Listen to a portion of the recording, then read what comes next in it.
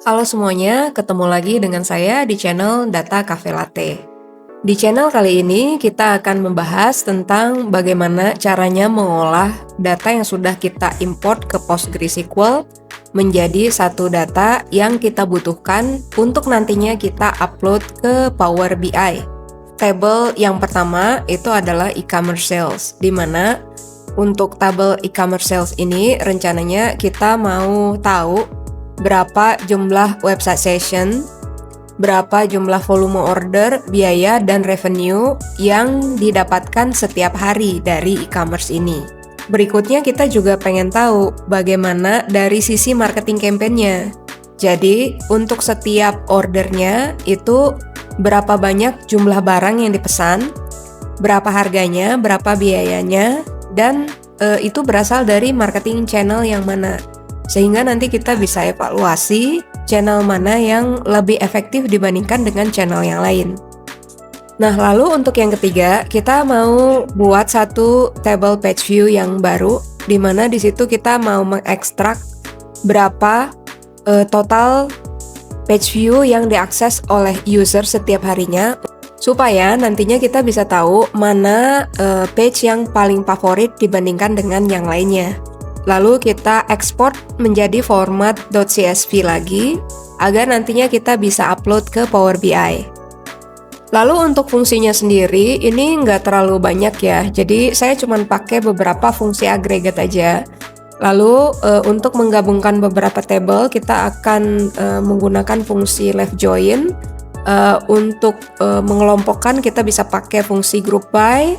Lalu untuk mengurutkan misalnya dari terbesar sampai terkecil itu kita bisa menggunakan fungsi order by. Dan yang terakhir ini saya tambahkan dengan fungsi coalesce, itu untuk mengubah data yang empty atau null menjadi angka 0 supaya nanti tidak menyebabkan error pada saat upload ke Power BI. Oke, nah sekarang kita coba buat dulu tabel yang pertama, yaitu e-commerce sales. Langkah yang pertama, kita masuk dulu ke dashboard PG Admin yang bentuknya seperti ini. Lalu di sini saya sudah meload beberapa table yang kita butuhkan untuk kita ekstrak datanya, yaitu table order, website page views, dan website session. Oke, selanjutnya kita mau lihat dulu data yang ada di table website session. Kita ketikkan di sini sintaks select bintang from website sessions, lalu kita run. Nah, di sini sudah kelihatan ya. Selanjutnya, dari sini kita pengen tahu berapa sih jumlah sesi yang diakses oleh user setiap harinya. Di mana dari tabel ini kita mau mengambil data tanggal, lalu kita mau menghitung berapa jumlah website session dengan fungsi count. Lalu setelah itu kita akan kelompokkan sesuai dengan tanggalnya, dan kita urutkan berdasarkan tanggal juga. Oke, kita langsung run untuk melihat hasilnya seperti apa. Nah, ini kita bisa lihat hasilnya seperti ini. Jadi contohnya di tanggal 19 Maret 2012, ini total dari jumlah website sessionnya yaitu 137. Berikutnya kita pengen tahu berapa sih jumlah volume order per hari dan berapa jumlah biaya dan revenue-nya.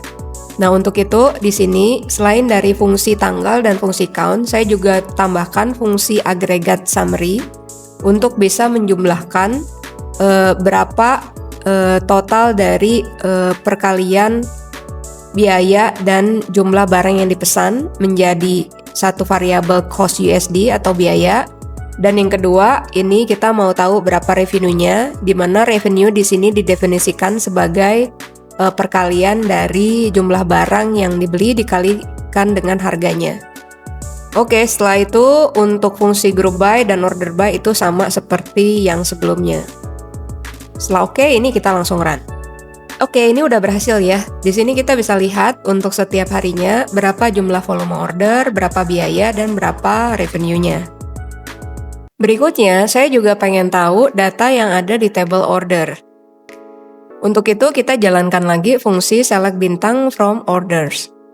Jadi rencananya saya mau menggabungkan data yang ada di table order ini dengan data yang ada di table website session. Karena di table website session itu saya perlu data berapa jumlah session website yang diakses oleh user setiap harinya. Nah, sementara dari table order ini kita bisa mendapatkan informasi setiap harinya, berapa jumlah volume ordernya, berapa biaya, dan berapa revenue-nya. Nah, sekarang kita coba lihat gimana sih caranya menggabungkan dua tabel itu. Oke, untuk menggabungkan dua tabel itu kita menggunakan fungsi left join. Kita perlu satu variabel yang isinya sama. Untuk itu di sini kita pilih variabel tanggal.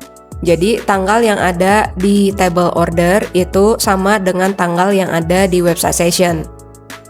Nanti kalian bisa download aja sintaksnya, saya udah berikan di video description di bawah ini. Nah, setelah iteran itu akan sukses dengan muncul table seperti ini, di mana di sini kita bisa lihat untuk setiap harinya ada tanggal, ada jumlah website session, berapa volume ordernya, berapa jumlah barang yang dipesan, berapa biayanya, dan berapa sales revenue-nya. Nah, berikutnya saya mau buat satu tabel lagi, yaitu tabel marketing campaign yang isinya jumlah barang yang dipesan, harganya, biayanya, lalu dari marketing channel mana untuk masing-masing order. Untuk tabelnya saya akan menggunakan data yang sama, yaitu data dari table order dan data dari table website session. Jika pada tabel yang sebelumnya kita berfokus untuk melihat data setiap harinya, maka untuk tabel kali ini, di tabel marketing campaign ini, kita pengen tahu untuk setiap order ID-nya. Jadi contohnya seperti ini, ya kita bisa lihat bahwa untuk di kolom yang sebelah kiri, ini sudah tersusun berdasarkan order ID. Nah, data inilah nanti yang akan kita pakai untuk diupload ke Power BI. Oke, untuk langkah yang ketiga itu kita mau buat satu table page view untuk kita bisa mengetahui setiap hari jumlah page view yang diakses oleh user itu berapa. Untuk table yang ketiga itu kita cuma pakai satu data aja, yaitu data website page view. Kita coba cek dulu datanya kayak gimana. Nah, di sini kita mau lihat nih, kalau ini kan masih per masing-masing website page view ya. Nah, nanti kita mau kelompokkan. Untuk setiap harinya, kita nggak pakai fungsi yang banyak-banyak, jadi cuman kayak gini aja. Cuman fungsi date, lalu kita ambil page view URL-nya, dan fungsi count aja. Nah, ini bedanya, kita udah bisa lihat untuk setiap harinya, ini tanggal 19 Maret 2012, page view billing ini diakses 7 kali. Lalu, page view chart diakses 13 kali, page view home itu diakses 137 kali, dan seterusnya. Nah, di mana dengan tabel ini kita sudah bisa mengekstrak baris yang tadinya sejumlah 1 juta lebih menjadi 11.000 aja. Jadi memang data atau informasi yang kita ambil itu hanya informasi yang kita butuhkan aja. Sehingga nanti pada saat kita upload ke Power BI itu proses uploadnya tidak membutuhkan waktu yang lama. Dan proses untuk penyimpanan datanya juga bisa menjadi lebih efisien.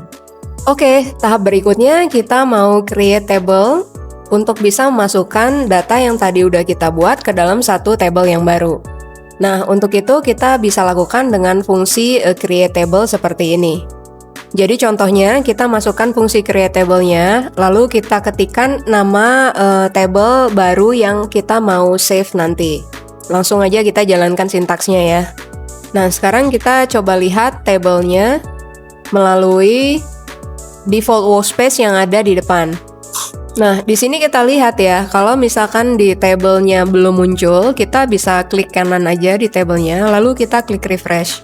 Nah, di sini ternyata udah muncul ya, satu table baru namanya e-commerce sales. Untuk bisa memastikan apakah table tersebut benar-benar sudah eksis atau enggak, kita coba cek melalui fungsi select bintang from e-commerce sales. Oke, ini ternyata udah berhasil ya. Lalu kita lanjutkan ke table yang kedua, yaitu marketing campaign. Caranya hampir sama dengan yang pertama, yaitu kita tambahkan fungsi create table aja dan kita masukkan nama table yang akan kita buat. Jadi di sini contohnya nama table barunya adalah marketing campaign. Oke, kita coba run scriptingnya. Nah, ini sudah sukses tergenerate satu tablenya. Kita coba cek di dashboard depan. Kita refresh tablenya. Nah, di sini udah tercreate satu table baru namanya marketing campaign. Sekarang kita mau lihat isi dari table marketing campaign yang baru itu seperti apa. Kita gunakan fungsi select bintang from marketing campaign seperti yang sebelumnya. Lalu kita run. Nah, ini sudah sukses tergenerate ya. Kita lanjutkan untuk table yang ketiga. Caranya hampir sama dengan yang sebelumnya. Kita tambahkan fungsi create table, lalu kita tambahkan nama table barunya, yaitu table page view. Di mana antara page dan view di sini kita masukkan dash. Oke, ini sudah berhasil. Kita coba cek apakah tabelnya sudah ada atau belum.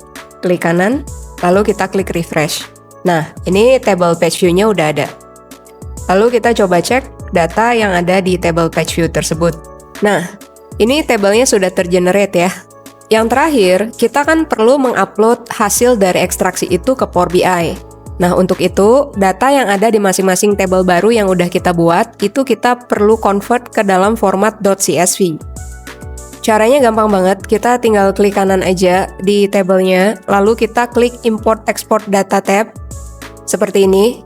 Lalu kalau tadinya kita klik tab import, kalau sekarang kita klik tab export, dan kita pilih kita mau save di folder apa. Misalnya saya mau save file tersebut di folder ini, format datanya CSV, lalu kita klik save. Nah, di sini kita bisa lihat prosesnya udah komplit dan sukses. Lalu kita lakukan hal yang sama ke dua table lainnya, yaitu marketing campaign dan page view. Oke, saya kira itu aja untuk video kali ini. Jangan lupa klik like, subscribe, dan berikan komentar. Semoga bermanfaat. Sampai ketemu di video berikutnya.